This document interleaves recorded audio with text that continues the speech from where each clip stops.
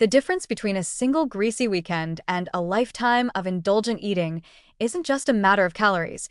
It's a question of cellular memory, immune programming, and metabolic resilience. While one high-fat binge may not doom your gut to eternal inflammation, the body's response to short-term overload versus chronic exposure is dramatically different in scope, reversibility, and long-term consequences. Think of it like spilling wine on a rug once versus soaking it daily in motor oil. Cleaning up is easier early on, but chronic damage tends to settle deep into the fabric of your biology. When a high-fat meal hits the digestive system, several immediate physiological responses are triggered. Saturated fats, in particular, stimulate bile secretion, shift microbial activity toward bile-tolerant species, and promote the translocation of bacterial fragments like lipopolysaccharides, LPS, into the bloodstream. Within hours, systemic markers of inflammation rise. TNF-A, IL-6, and C-reactive protein can all spike. The gut lining, sensing danger, reacts by temporarily loosening tight junctions, increasing permeability, leaky gut, and activating innate immune cells like macrophages and neutrophils. But in a healthy person, this reaction is acute, self-limiting, and often resolved within 24 to 72 hours, especially if the diet promptly returns to a more balanced state. Recovery from short-term fat overload is not only possible, it's expected, provided the gut's regenerative machinery is intact. Epithelial cells in the gut turn over rapidly, every 3 to 5 days, and immune signals like IL-22 help restore barrier function. A few days of fiber-rich, antioxidant-laden eating, think polyphenol, prebiotics, fermented foods, can support microbial rebalancing, reduce LPS translocation, and restore immune homeostasis. In this context, the gut operates like a resilient, well-managed city after storm. The damage is real, but repair teams are standing by. But if high-fat meals become the norm, not the exception, the story changes. Chronic exposure trains the immune system into a state of low-grade vigilance. ILC3S and regulatory T cells begin to fail in their suppressive roles. IL-22 production declines. The gut lining stops regenerating efficiently and begins to thin. Goblet cells, critical for mucus production, start to disappear.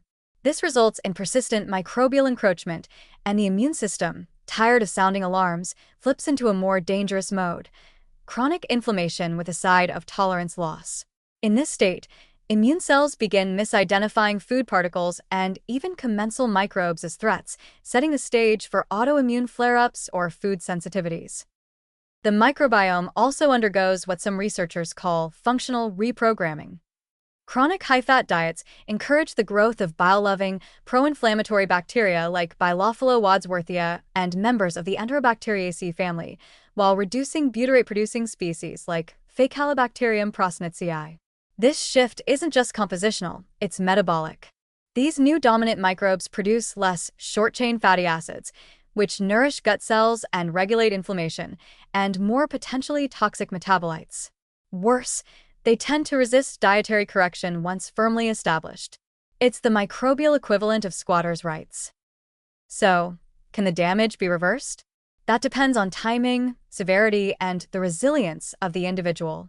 In the early stages of chronic damage, let's say a few months of high-fat eating, intervention with a high-fiber, polyphenol-rich, low-saturated fat diet can still produce significant improvements in microbial composition, gut barrier function, and systemic inflammation. Regular intake of omega-3 fatty acids, fermented foods, and micronutrients like vitamin D and zinc can help restore immune regulation and epithelial repair. Exercise, sleep, and circadian alignment also play a role in rebooting gut immune coordination. But with longer exposure, especially years of habitual high-fat, low-nutrient eating, damage accumulates in more stubborn ways. Immune tolerance becomes harder to reestablish. Microbial diversity is harder to recover.